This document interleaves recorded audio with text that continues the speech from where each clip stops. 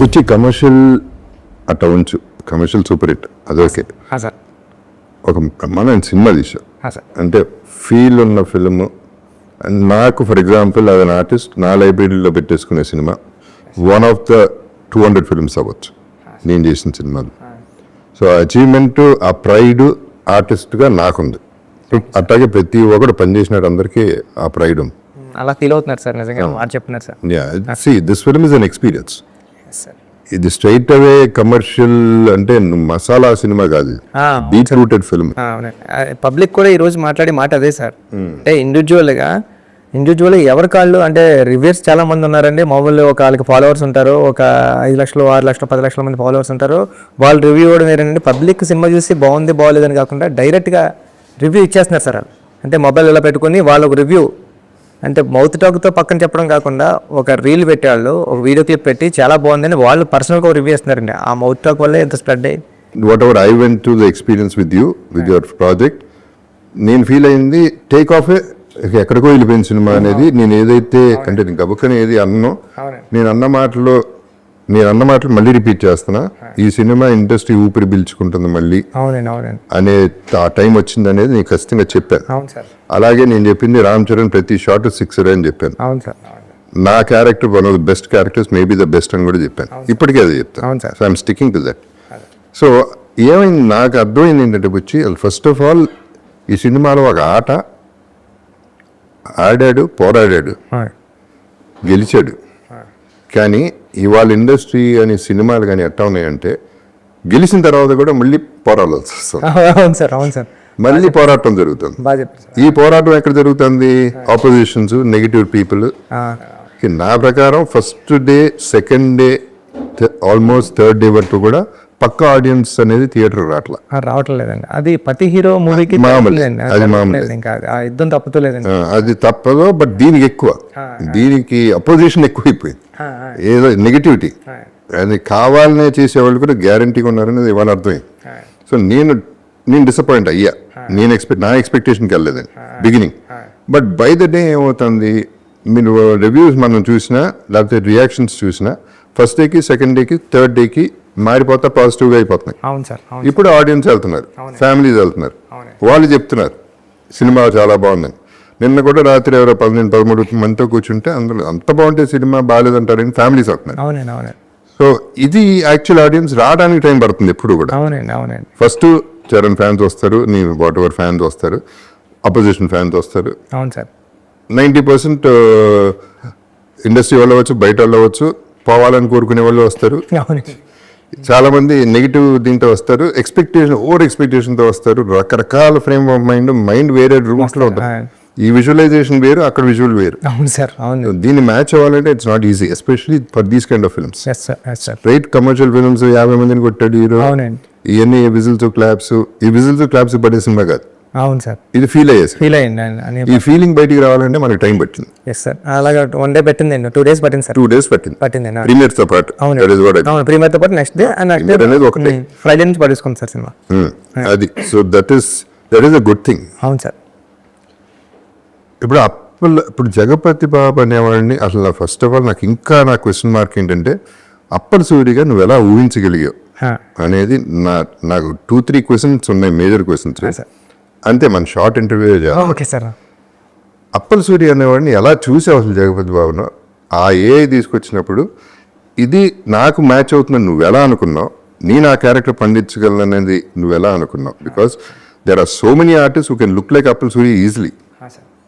మంచి ఆర్టిస్టులు ఉన్నారు, వాళ్ళందరినీ కాకుండా నా దగ్గరికి వచ్చావు. నా దగ్గరికి తిన్నగా వచ్చావు నేను అనుకోవట్లేదు. ఎవరి దగ్గరికి నిజం చెప్పు. నిజంగా నేను ఆలోచించుకుని ఉంటాను కానండి ఎవరికి వెళ్ళిన నేరేషన్ అప్పల్ సూరి ఏం ఆలోచించుకున్నా చెప్పు. నేనేమనుకుంటాను సార్, మీరు రాయల్గా ఉంటారు సార్, మీరు రాయల్గా ఉంటారు. అప్పల్ సూరి అంటే ఒక విలేజ్ లో ఒక 65-75 years ఉన్న ఓల్డ్ మ్యాన్ లో చేయాలంటే జగపతి బాబు సార్ కరెక్ట్గా ఉంటారా ఉండరా అంటే మేము చూసిన వెంటనే రాయల్టీ కనిపిస్తారు సార్. అప్పల్ సూరి చూసిన వెంటనే నాకు డౌట్ అక్కడే అండి. అప్పల్ సూరిని చూసిన వెంటనే అప్పల్ సూరి చాలా సింపతి పర్సన్లా ఉండాలండి. తన ఏజ్ దగ్గర నుంచి, తన మాటల దగ్గర నుంచి, తన లుక్ వైజ్ దగ్గర నుంచి అన్నీ కూడా అప్పల్ సూరిని చూస్తే ఆడి ప్రయత్నం గుర్తు రావాలండి, ఆడు పేదరికం గుర్తు రావాలండి, ఆడు స్ట్రగుల్ గుర్తు రావాలండి. ఎన్నటిలో మీలో కనిపించేవా అని నేను కొద్దిగా స్ట్రగుల్ ఫీల్ అయ్యాను సార్. ఎందుకంటే మిమ్మల్ని చూస్తుంటే జగపతి బాబు గారు వస్తున్నారంటే రాయల్టీ సూపర్ ఉన్నారా సారు అని ఉంటారు. ఇప్పటికీ మీరు అలా ఉంటారు, మీ ఏజ్లో మీ గాయం మూవీలోని గట్టని ఇంకా సూపర్ ఉంటారు అని ఏమనుకున్నా అంటే అండి, అప్పుడు నేను ఏఏలో ఫోటో డిజైన్ చేయించుకున్నాను సార్. ఏఏలో ఫోటో ఒక మన ఆయన ఉన్నారు కదండి, మన మేకప్ ఆయన రషీద్ గారికి ఇచ్చి ఏలో రషీద్ గారికి చేస్తే నాకు లుక్ కనిపించారండి. ఓరు నాయన జేబీ సార్ కరెక్ట్గా ఉన్నారు, మనం గెలిపోవచ్చు అని మీ దగ్గరికి వచ్చి నేను నేరేషన్ ఇచ్చానండి. అస్సలు ఎవరి దగ్గరికి వెళ్ళలేదండి నేరేషన్కి ఈ ఫిల్మ్కి అయితే. మైండ్లో ఇంకెవరు ఉన్నారు సార్? మైండ్లో లేదు సార్. సరే, ఓకే సార్. సో ఇది అప్పల సూరి నుంచి అప్పల వలస వరకు తీసుకెళ్ళావు జగపతి బాబుని. సార్ ఆ ట్రావెల్, ఆ జర్నీ నువ్వు ఊహించింది నేను ఊహించలేను. కానీ ఎప్పుడైతే నువ్వు ఏ చూపించే photo I was in it, నేను ఫీల్ అయిపోయాను. ఏ రోజైతే మనం ఇక్కడే ఇదే ఆఫీస్లో మనం పైన స్టార్ట్ చేసాం ఫోటో షూట్, డ్రెస్ వేయగానే అందరూ కళ్ళల్లో తెలిసిపోయింది అప్పల సూరి ఉన్నాడు, అప్పల సూరి కనపడుతున్నాడు, జగపతి బాబు కనపడట్లేదు అనేది క్లియర్గా కనపడింది. అప్పుడు దాకా నాకు 100% నమ్మకం లేదు. వేసిన తర్వాత 100% ఫస్ట్ కెమెరా క్లిక్కే అర్థమైపోయింది, okay we're done, we're good అని. ఆ తర్వాత ఇంకా ఆలోచించడానికి నీకు లేదు నాకు లేకుండా పోయింది. So I want thank you for one thing, for thinking of me as Appal Suri, which is an impossible thing. నేను నా క్లోజెస్ట్ ఫ్రెండ్స్ కూడా గుర్తుపట్టలేదు, చాలామంది ఫ్యామిలీలు కూడా గుర్తుపట్టలేదు. గుర్తుపట్టకుండా జగపతి బాబు కనపడకుండా అప్పల సూరి కనపడేలా చేసేవాడు నంబర్ 1. నంబర్ 2, లాస్ట్లో మళ్ళీ అప్పల సూరిని మళ్ళీ గుర్తు చేసావే, అది రామ్ చరణ్ లాంటి పెద్ద స్టార్ నోటితో క్లైమాక్స్లో మళ్ళీ తీసుకొచ్చావు. అది డైరెక్టర్స్ విజన్. అక్కడే నేను పండా, అప్పల సూరి పండింది ఆ షాట్ వల్ల. పర్ఫార్మెన్స్ అన్ని పక్కన ట్రాక్మే కూడా సార్, మీకు ట్రాక్మే కూడా సార్ ఇది అప్పల సూరి కదండి మీకు. అందుకే పెద్దిగడి కదా అప్పల వలస స్టేషన్ అయిందండి. ట్రాక్మే కూడా పెద్ది పరిగెట్టేటప్పుడు కూడా మీరు కనిపిస్తారండి పెద్దికి మళ్ళీ ట్రైన్ బ్యాక్ వచ్చేస్తుంటే, రన్నింగ్ రేస్లో కూడా ట్రైన్ బ్యాక్ వచ్చేస్తుంటే మీకు తగిలేస్తుందని ఫీల్ అయితే కనపడిపోయాడు అంతే అండి. అప్పుడు కూడా మీరు వచ్చారు స్క్రీన్ మీదకి, అప్పుడు కూడా వాయిస్ ఓవర్లో కూడా మీరు ఉంటారు, ఇలా బతకడం కాదురా పెద్ది, ఇలా సావడం తప్పురా అని. అప్పుడు లెగిస్తాడు, అప్పుడు ట్రై చేస్తాడండి. హీరో తర్వాత అప్పల సూరి క్యారెక్టర్ అండి. అందుకే లాస్ట్ వరకు కూడా హీరో మాటల నుంచి మీరు అన్నట్టు హీరో మాటల నుంచి వచ్చే డైలాగ్ కూడా అప్పల వలస అనేది అవుతాడండి. అప్పుడు కూడా మీరు చూస్తే థియేటర్ అంతా కూడా అప్పటి వరకు సౌండ్స్ మ్యూజిక్తో ఉన్నది. వచ్చి ఆ స్టేషన్ మాస్టర్ వచ్చి ఇలా అడిగితే మొత్తం థియేటర్ అంతా ఏం చెప్తుందని హీరో మాటలకి ఆయన మాటలు సైలెంట్ అయిపోద్దండి. మీరు చూడండి మొత్తం ఆడిటోరియం అంతా సైలెంట్, మ్యూజిక్ కూడా ఉండదండి అక్కడ. అప్పుడు మీ నేమ్ ఎప్పుడైతే అనౌన్స్ చేశారో అప్పుడు అరుపులు కేకలు ఉంటాయని నేను ఫీల్ అయ్యాను సార్. అది పండింది వచ్చి. ఇప్పుడు this is where I respect directors. ఇప్పుడు ఆర్టిస్ట్ చేయటం ఒక ఎత్తు అయితే, ఎక్కడ మళ్ళీ ఆ ఆర్టిస్ట్ పేరో లేకపోతే మాటో రావాలి అనేది డైరెక్టర్స్తో. ఇప్పుడు అంతపురం తీసుకుంటే ఫర్ ఎగ్జాంపుల్, ఆ టైంలో సౌందర్య అనేది ఉన్న సిచ్యువేషన్కి ఎవడో ఒకడు రావాలి, ఒక ఆపద్బంధుడు రావాలి. అది ఎవడన్నా కానీ ఆడ మగ ఎవరైనా ఓకే, ఆ సిచ్యువేషన్లో రావాలి అనేది ఆ స్క్రీన్ ప్లే అనేది director thought. It is not the artist thought, it is not the artist greatness. లక్కీగా నాకు పండింది ఆ character.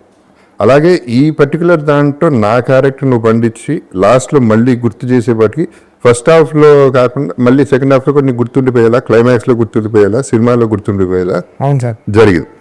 So this is where I'm really happy with my character in the film. ఇక రామ్ చరణ్ తెలిసిందే, అంటే అసలు నువ్వు ఒక మెగాస్టార్ కొడుకు, ఒక మెగా పవర్ స్టార్, ఆస్కార్, ఆర్ఆర్లు, బ్యాక్స్ మ్యూజియంలు, ఇన్ని అచీవ్మెంట్లు ఉన్న ఒక హీరోని అంత కష్టపెట్టావు. అన్బిలీవబుల్ కష్టం చేశాడు పాపం.